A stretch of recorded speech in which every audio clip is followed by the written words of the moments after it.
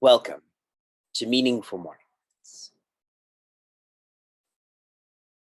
In Hindi, the word shok means a preference, a taste for. And Swami Tejo Mayananda shared, we all have a shok for shok. We have this preference, this taste for sadness.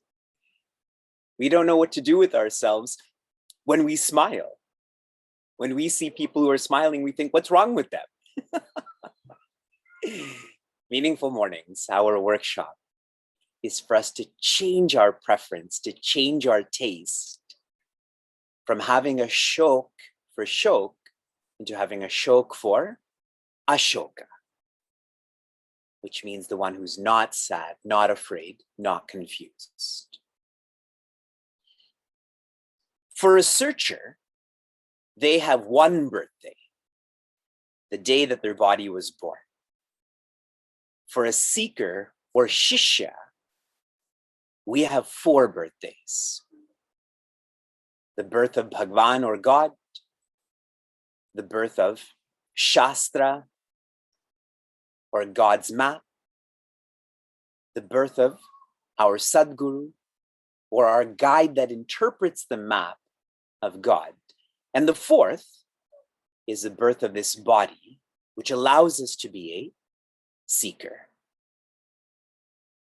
On these birthdays, we are to celebrate these by giving gifts to those who need gifts, which is very contrary to the culture we now subscribe to. On your birthday, you get gifts. And we further that. I observe with so many grandparents and parents, and I'm cautioning you, there's no need to give gifts to kids that are material. You're only weakening them. Give them gifts that are immaterial, like experiences, or donate to a cause that feeds children, and then explain that to your grandchildren, to your children. On our birthdays, we are to give and we are to reflect. Reflect on the light that is your nature. Reflect on, have you become more lighthearted between these birthdays? And again, this is contrary to what we subscribe to now. We blow out candles, correct? It's my birthday, I'm creating darkness. So those are some insights into how important the culture, the philosophy of these birthdays are. I was in a forum where someone had asked Puja Guruji, what is your favorite Shastra or scripture?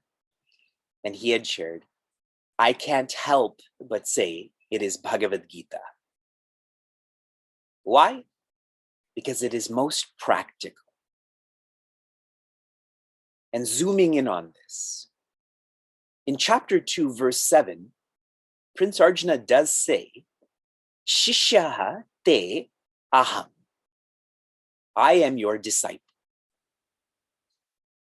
And then if we fast forward to verse 54, he's asking Sri Krishna, how does a master think? How do they speak? How do they act? See, Prince Arjuna didn't just philosophize that I'm your disciple, but he wants to be like a master. He wants to do what a master does, which is why he asks these questions. I had encouraged all of you to rededicate yourself to your guide, just like Prince Arjuna. The Sthita Prajna Lakshanas. the indicators of one who is silent, irrespective of context. The way to understand this is such a personality has reached the sadhya. Try to remember that term. Sadhya, some of the definitions for this, the goal, the ends, the fulfillment. These indicators of one who is a master, this is natural to them. They are in tune with their nature. They're not putting in any effort to be content, to be balanced. For us, these indicators are to be our sadhanas. A sadhana is a means, a practice, a discipline. We have to put in effort towards this. Whenever you come across indicators, signs, values, etc., in a subjective science, they are not to be used to judge others. You learned about contentment. My wife is not content at all. My neighbor is the exact opposite. It is your own self-report card. Okay? Coming back to what we just read, verse 55. Prajahati yada kaman. You'll see the word yada, which means if, and that is in the first quarter, and tada, then, will come in the fourth quarter. If or when prajahati. We came across the word jahati in verse 50, which means to let go. Here the word is prajahati, which means to completely let go, to renounce, to be free of what? Kama. Kama means desire. Adding more details, Sarvan Partha Manogatan, Prince Arjuna, all desires, Sarvan Manogatan, are let go of from one's mind or one's software. The implication of this, in our Upanishad, there's a framework that is described as the Hridaya Granthi. Hridaya Granthi, which means the knots of the heart. It is that which makes us heavy-hearted, confused, afraid, sad. These three knots are known as the avidya, kama, karma. Avidya, forgetting my nature. Since I've forgotten that, kama means I'm desiring joy, but I never try to find this within myself because I have forgotten my nature. And wherever there's kama or desire, there has to be karma or actions. We're constantly acting to try to create happiness. So here Sri Krishna, when he uses the word kama, the fact that he follows this up with sarva, which means all, he's teaching these knots are all cut. One is no longer heavy-hearted. One is light-hearted. One is joyous. How did it happen? Atmanyev atmana tushtaha. One is content because one is experiencing their self. If they're asked, who are you? They don't say, I'm this body or the thoughts of my mind. They know their nature. One of the first thoughts I'd ever shared with you in Meaningful Mornings, the two reasons why we wake up, why we live, are dukkha nivrittihi, which means to escape pain. And the more refined motive is sukha praptihi, which means to embrace peace. This quarter is sharing one has embraced peace. They're doing this directly. They are experiencing peace not in an indirect way, that if this happens, then this will happen, then I'll be peaceful. Stita prajna tada uchyate. Such a personality is called, is known as a stita prajna. One more insight into this verse before we continue. Karma yoga is the beginning means to being peaceful. Sankhya yoga is the advanced means to being peaceful. What the Stita Prajna Lakshanas are sharing is one who has gone beyond the means. They don't need any yoga, no karma yoga, no Sankhya yoga. They're gone beyond this. So even when I use the word ends, please don't orient this like I've arrived at my house now. That's still external. That's why I'm indicating that these indicators are only indicators, but they're beyond this. Seekers like us need this because it's too subtle for us. So we need the philosophy to become more relatable. Verse 56.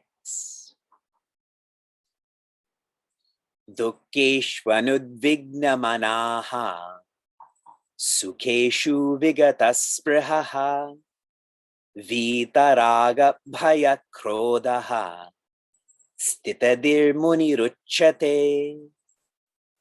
I reference this verse a lot in our classes. Dukkeshu, which means in difficulty, manaha, the master's mind, anudvigna, is not rattled, is not bothered. Why is this? Because they're living in oneness. They're living with oneness. So there is no other to rattle them, to shake them. Their vision is every equipment of theirs, the intellect, the mind, the breath, the body, every experience that comes from these equipments, this is all one. A relatable way to think about this. Yesterday, we took the kids to a really lovely park called Happy Ralph's. It is a city-run park where they rescue animals. And as the kids were playing, I was looking at this huge expanse of trees and bushes and grass. To me, my vision was this is all nature. If a branch breaks or a flower is randomly growing there, it's all nature, correct? Even though I see differences, that's a tree, that's a flower, but I feel a oneness.